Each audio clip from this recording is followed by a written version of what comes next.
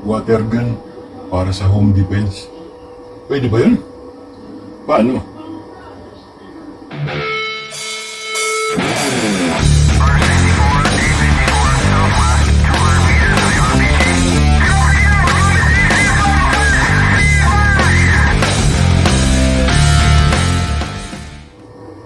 Magandang araw mga buddy. Sa video na ito, didiscuss natin kung paano gagamitin yung water gun as a home defense weapon. Paano nga ba gagamitin yung pang home defense yung water gun? Water gun lang yun. Ganito yung gagawin natin. Simpleng-simple lang ito. Bumili ka ng water gun na malaki at malakas.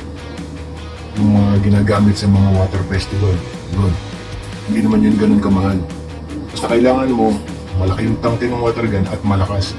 Ibig kong sabihin, kaya niyang mag-squirt ng malakas at malayo. Yung abot ng ilang metro yung kayang ibato ng tubig.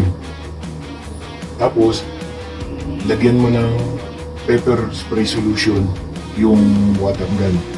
Yun ang ibala mo, pepper spray solution. Madali lang gumawa ng pepper spray solution. Kailangan mo lang na capsaicin extract, tubig, alcohol, konting langis, o mantika.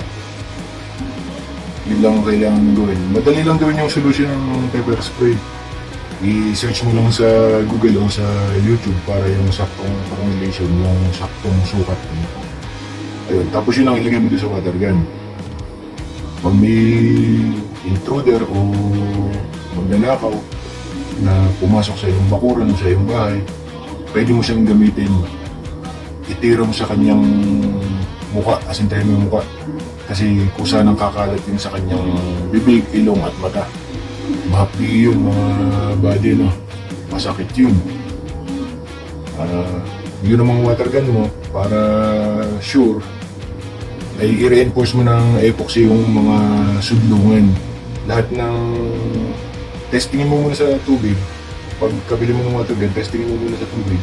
Tapos lahat ng pwedeng panggalingan ng leak ay i-reinforce mo ng epoxy para siguradong hindi tatagas habang ginagamit mo. Diba? Instant home defense weapon yun. Mahapdi at masakit.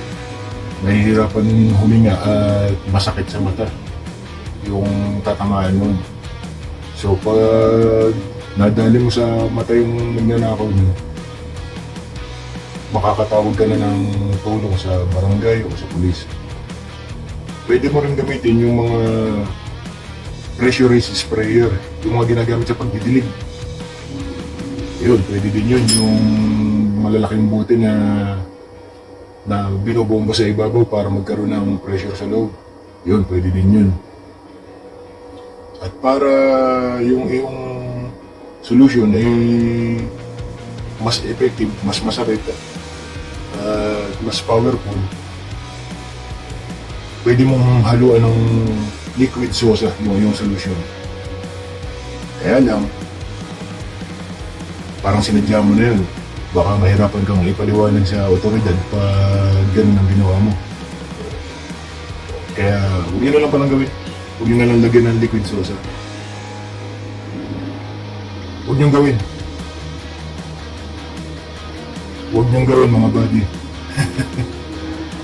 Sinasabi ko lang na mas effective yun. Pag yung inyong pepper spray solution, ilagyan niyo ng liquid sosa. Haluan niyo ng liquid sosa. Pero hindi ko sinasabing gawin yun.